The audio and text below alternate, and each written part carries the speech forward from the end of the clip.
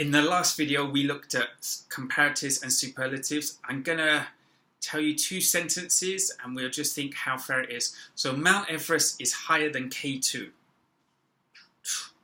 Mount Everest is higher than Ben Nevis.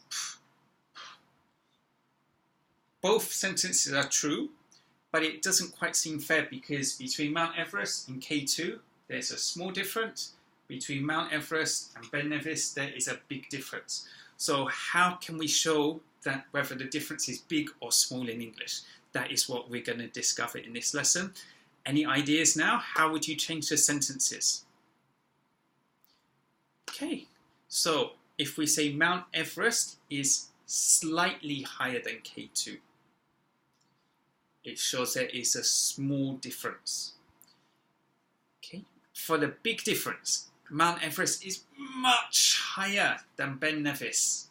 Much higher, so it is a big difference. Okay, so for small differences, we can say slightly higher. Any other ways that you can tell me? Okay, you can also say Mount Everest is a little bit higher than K2.